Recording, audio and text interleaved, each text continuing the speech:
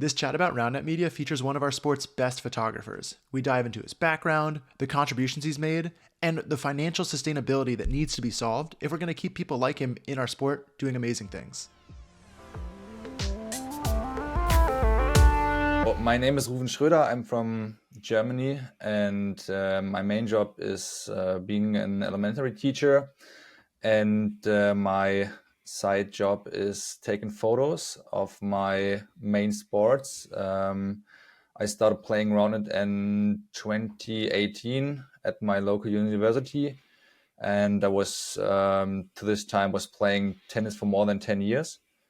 And pretty quickly, Roundnet became my main sports. And now, last year, I quit tennis to dedicate way more time into Roundnet. And I first got in touch with Roundnet by watching some YouTube stuff, and then the YouTube algorithm kicked in, and I was watching the Shark Tank video of the introduction of Spikeball. And as a tennis player, I love balls and rackets and so on. So I was pretty pumped. But to this time in my city, no one was playing Spikeball. And yeah, then I saw it 2018 at my university, and I was directly pumped. And then I started grinding as much as I can, and played my first tournament in 2019, I guess, in Kassel. You are familiar with Kassel. Yeah. And in 2020, I think I started taking photos of guys playing Roundnet during pickups, and I think this started the whole journey. And in Germany, I'm more, or many people know me as the Roundnet photographer in Germany, and not as a player. And I think this sums up my history of getting into Roundnet. It's been, I guess, a couple of years of you getting into Roundnet. As far as photography and that passion for you, you mentioned your teacher. How far back does your passion for photography and just media and sports go? Yeah. I think I took the first photos when I was 7 or 6, because my father always had his camera around when we went on vacation, and I always looked through the viewfinder and pressed the shutter button, and my father was behind me and held the camera. So I think those were the first moments when I touched the photography side. So it's been a long time, but then there was no photography for me, and it all started when I was studying and watching some YouTube stuff about photo editing, but I didn't have the camera to this time. And then I bought a camera, and my passion grew, and I started taking photos. But my first photo, I guess it was at age 7 or 6. Yeah, so many years of experience at this point, at least as an amateur, maybe before you took it up more like professionally. Yeah, that's awesome. And as far as becoming this photographer in at least the German Roundnet community, do you still see yourself as someone who wants to play a lot, who likes to play? Now that you've also gained this new role as a photographer, could you speak more to? Are you still playing a little bit of Roundnet? Are you only doing photography? Yeah, I mean, as a student, you have way more time than, or compared to my time right now as a teacher. I mean, it's a full-time job, and I noticed that I can't grind 3 times a week for more than, or at least 2 hours.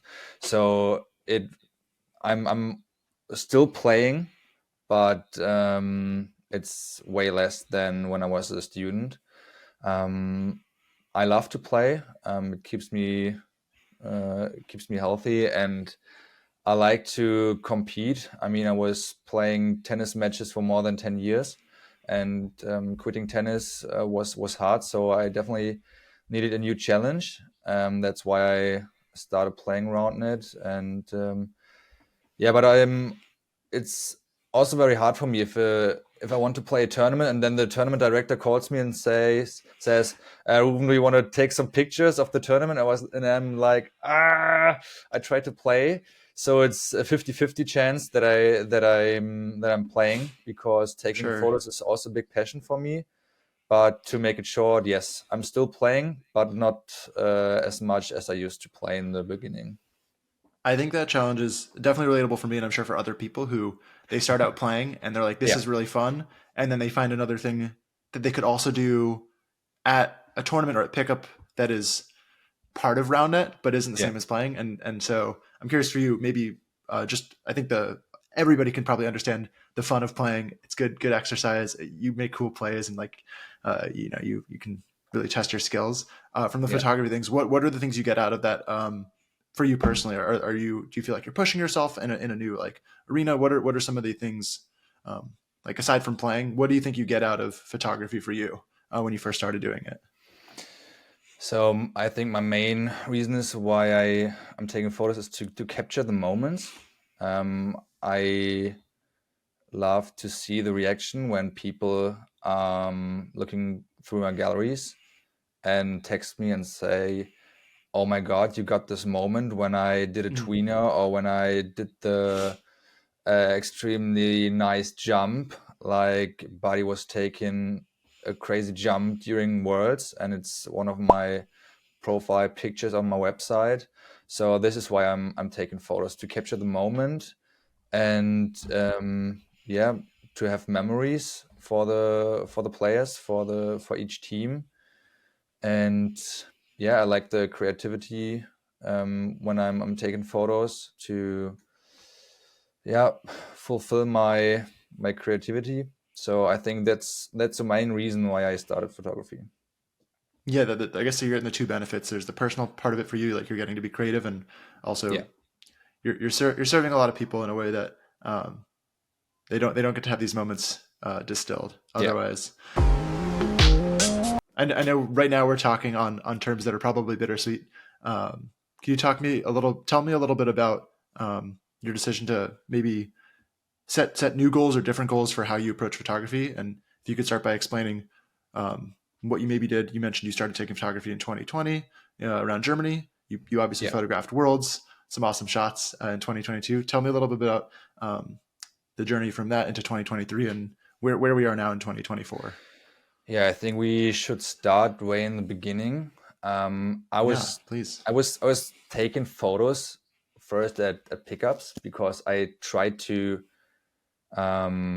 yeah, do some roundnet photos because I was used to do some tennis shots for my local tennis club, and they turned out pretty well.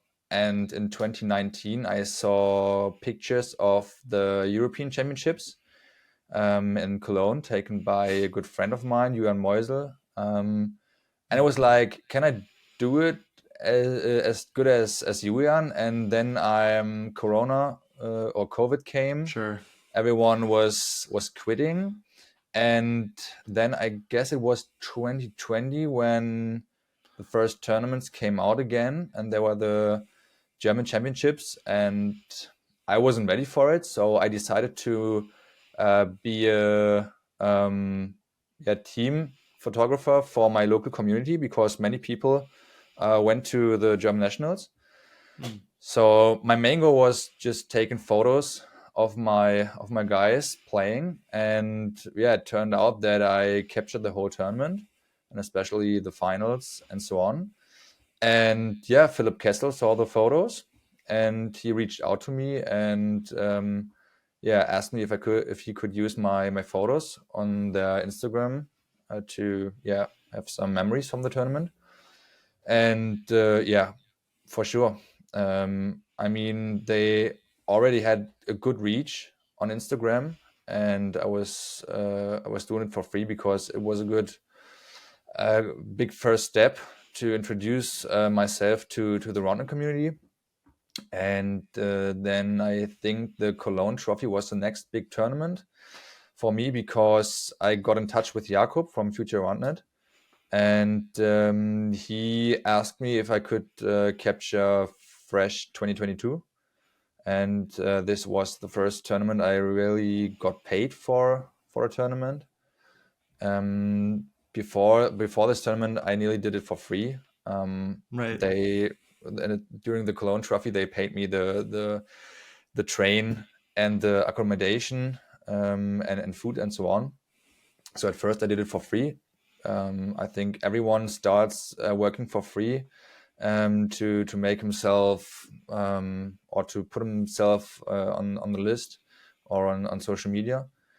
And yeah, back in 2022, I did my first paid job at Fresh 2022, and yeah, then my journey continued. I went to some yeah, European tournaments without any payment. I tried to sell photos because there wasn't the structure to pay the photographers.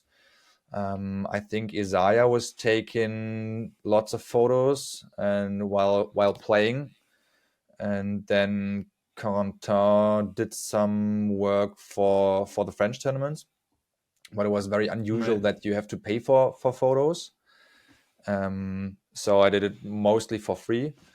And yeah, then in 2020 there was obviously Worlds, and Frey reached out to me and told me that he really can't pay me, but he can pay me the accommodation. So it was an okayish deal, but I definitely can understand that they had some limitations, financial limitations, and yeah. But I told myself that this It's a isn't common theme. the yeah, that this isn't the way I want to work, because I started a side business as a photographer, and yeah, I've my costs every year, like my website, my gear, which needs to be updated every, yeah, 2 or 3 years, Right. then my maintenance for equipment and so on. So Like then I just the break even, right? Like just to stay yeah, existing. Like we're not even yeah, talking about Ruven making money. We're just talking about, can you exist and be able to take photos at another tournament in a month or in a year? There's costs associated with just yeah, existing. yeah, for Yeah. sure. So I told myself for 2023 that I only take jobs if they can pay me enough so that I'm even. Mhm. And in Germany, when I'm coming to a tournament or when a tournament reaches out to me, I always say that I have a fixed cost for taking photos, and they have to do or they pay me the transportation and food and everything else, so that I'm sure that I'm even after the tournament. Right.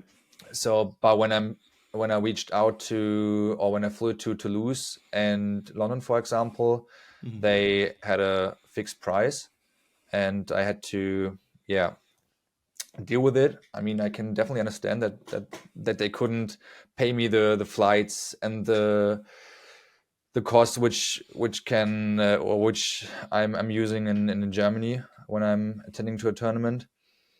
Um, but yeah, in the end, in December, I looked through the books or in the books, and I noticed that this year was pretty expensive, and I'm losing money and at every tournament in Europe. So this isn't the right way for me personally, because I have to pay taxes for my Mhm. side business, and yeah, if I'm always come home and make a loss from every tournament, it's not sustainable for me. So I decided in 2024 that I will reduce all the European tournaments and yeah, focus more on German tournaments or on different sports. I'm working with my local association in tennis, where they can pay me for a tournament, which is way less work than shooting Roundnet photography or Roundnet photos. It's a little bit quicker than when looking through 15,000 pictures of each tournament. So yeah, I will shift my focus definitely next year. Mm, and it was a hard decision because I love the sport. It became my new favorite sports. I quit tennis, which was my former first sport. Mm-hmm. But it's so frustrating, to be honest, because I want to do it with the same passion and I want to spend so much time, but in the end, I'm not really. It's not sustainable for me. So that's why I made the decision to reduce the tournaments a lot. Yeah, it's an incredibly hard decision. Yeah, I think it's so tough because you obviously have the passion and like the drive for it. I think anybody that watches around it, whether you're a photographer or not, knows there's all these cool moments that people like you are able to capture. yeah, Um, and so you have that passion, and I think it's very obvious the value that you give. I think people, like you said, the reactions people get when you are showing them the moments you capture, whether you show them in your, right in your camera, like moments after, or they see it like weeks later. yeah, There's a lot of appreciation for it, but that missing piece is that support, that prioritization of whoever's able to, whether it's if it's a player that can show their appreciation for a shot you take of them, or if it's an organizer being able to support you. There's like a gap there with um, how media and how a photographer like you fits into the picture. Of course, it does make sense. It's just harder to get you out to a tournament away from Germany because all the costs are going to be higher. So that makes sense that in Germany you could get your transportation covered more easily and get your fixed rate on top of that, and that yeah, makes sense. I think it's a challenge because we, similar to photography or anything else, we have all this excitement about growing the sport and pushing things forward, and at the same time we maybe don't have the resources to keep the people that are doing it around, right? Like you said, I'm going to go do basically the same thing in another sport because that sport has figured out we put the resources in, we get these outputs, we get this amazing photography, case closed.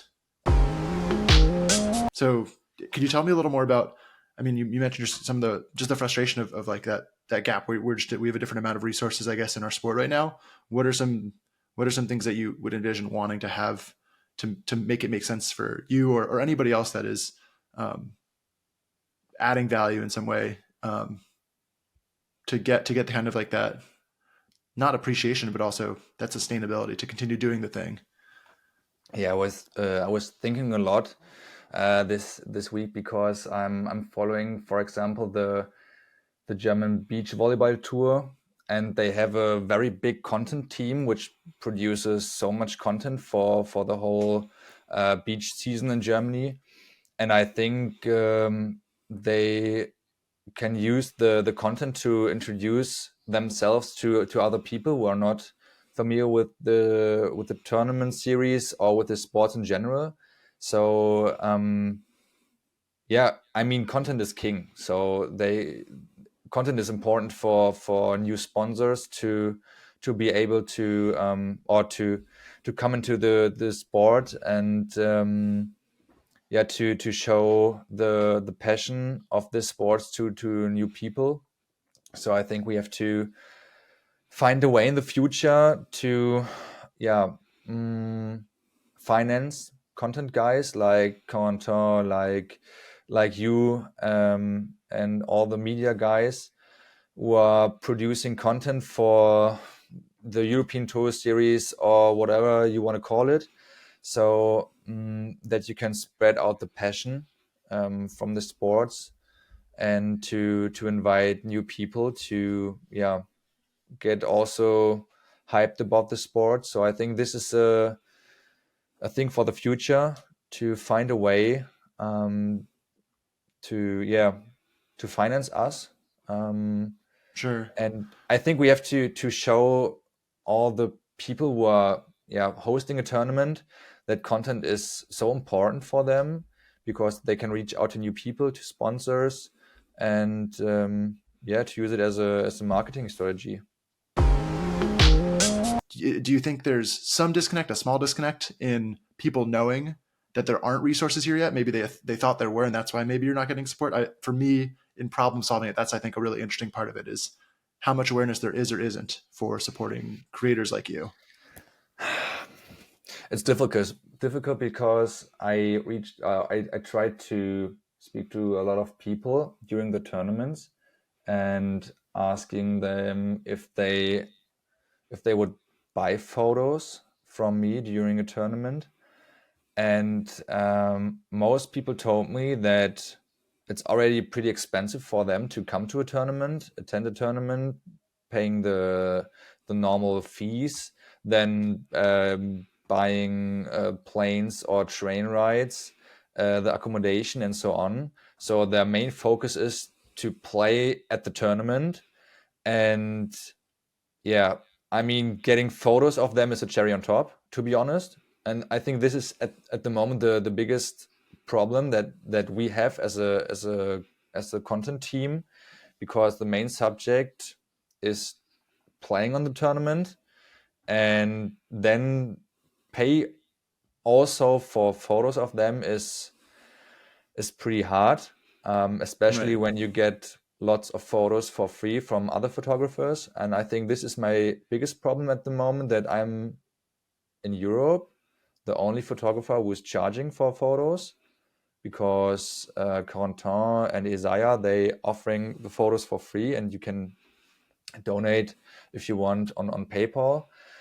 So this is also a big problem at the moment for me, but people know the problem. So they always Sure. come during a tournament. They reach out to me and they say, "Yeah, I know it's very hard, and I would love to support you more, but I'm a student. I don't have so much money, and I already spent so much money." So I think they are aware of the problem. Um, it Individual, we maybe don't have the resources at the individual Yeah, level to do it. yeah. Um, So I yeah, I mean, know, and it could be this like is for all. Roundnet Germany. Oh, go ahead. Yeah, I think this is also a difference in Germany, is that the tournament reaches out to me and they Yeah, all taking my costs, so I can put all the photos for free to all the players, so they don't have to pay for them for it's the part of photos. the tournament entry, is I Yeah, guess how it yeah. works. So this is a big advantage when you playing on a German tournament, and when I'm at the tournament, you will get the photos for free. Mhm. And yeah, in the last season, I had to do all the costs by myself, so that's why I was charging for every photo. Yeah, And yeah, so I think this is the biggest difference. And I think the German solution is very good, because then everyone gets the photos for free and they don't have to pay for it, and then they get the cherry on top without paying for the cherry. So they at least they yeah, don't have to think about it, right? Like they are paying for it, but like yeah, they just pay for one big thing, and it's all the yeah, things at once is important. Yeah, I agree with that. I definitely try to think about those kinds of things for running tournaments too. I think right now I'm still struggling with the people that I want to pay to take photos. People like Jacob or Noah who take really good photos also like to play. So same problem that you've had. I think when you first started out was I might get some cool photos like the semis or finals, but that's yeah. all. I mean, I tried to play and take photos simultaneously, but it was so stressful for That's a me. disaster. Yeah, so you have to focus whether you want to play or you want to take photos. Both things, like Isaiah did the whole season. It's nothing for me, to be honest. Yeah, and then you talked about how Isaiah is one of the people who is this really talented photographer and videographer to make some cool videos, Yeah, but isn't charging, and so that's great. Like he's providing all this awesome value, um, and eventually, you know, reality may set in that he can either do this forever and always just do it as a fun thing. The way that if you wanted to fly around Europe and take photos and lose money, that's just a hobby. That's cool. yeah, It's a hobby for him right now. Versus if at any point he decides, hey, I would actually like to be able to do this and keep doing this and not have to worry about balancing all these other things. It becomes the same challenge that you're having. So um, it makes perfect sense the way that you first did something for free, that other people are doing this for free or maybe for cheap or for underpay. And it's a kind of a chronic cycle of for Roundnet. If you want people to be taking photos or doing any media stuff, you probably need a little bit more resources in it. Otherwise, you just have to hope that the right person keeps showing up the right yeah, time. You just need one Ruwen like every 2 or 3 years to be like, I like photography, and not only do I like it, but I'm also like excellent at it, right? Like, yeah, yeah. Otherwise, then we just resort to like then like just someone's taking photos on their phone. yeah. Um, that's only so good for growing the sport and making it exciting and professional. just for like looking ahead, we talked about how Roundnet Germany has their approach to paying you for tournaments. Yeah. What do you see as the future of just having media consistently for Roundnet, so that people can stay doing it instead of trying it and then having to step back? So I hope that there's awareness at every tournament that they are willing to put away some money from every tournament fee to support us, and maybe have a sponsor to pay for us. I think this could be a very good solution, and I think this will be in the future, because when there are no photographers who are doing it for free, they have to look for a photographer who is charging some money. So I think in the future the awareness will be there, and people or tournament directors will definitely try to find a way to pay for us, because I mean we have the equipment to take some awesome photos, and as you mentioned, everyone have a smartphone, but the quality is not as good as a camera, professional camera. So they will notice pretty quickly that this type of quality isn't that good. So they need to hire a good media guy. Mm. And so I think in the future there will be some solutions, whether it's a sponsor or if they raise the tournament fee per team to finance us. So yeah, I think there will be a solution for it. Yeah, I'm thinking along similar lines, but I really appreciate you talking about your experience, something that probably a lot of people don't know outside of Germany, and more broadly about the topic of media, because I think it's done a lot to grow this sport, and it's really hard to quantify. I think the hardest part is because it's so hard to know how important it is. It's then hard to also translate that into wanting to fund it and provide resources for it. So that's a really hard challenge to figure out. Is there anything else that you wanted to share that we didn't cover? Yeah, I mean, World's 2024. I'm looking forward to come to London, and let's see how they will try to capture all the action. So if there's a request to shoot the tournament, I'm definitely coming to London, and yeah, I hope that we will find a way for all the tournament series to get the financial resources, because I Mm. talked with Tom from Bookline about it for a very long time, and we are on the same page that uh, we have to create the mindset for all the people during the tour series, that content is so important for our sports. And I think this will be a very it will be a tough way, but we need to find some solutions to find sponsors who are willing to pay for topics like that.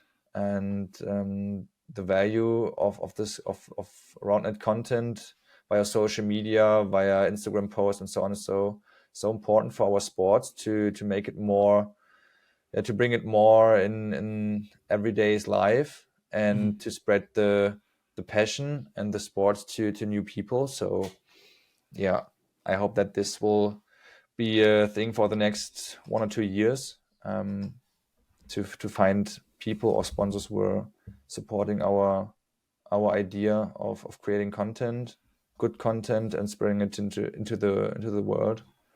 Yeah. I could not agree more. So I appreciate you articulating that way. Yeah, that's perfect note to end on.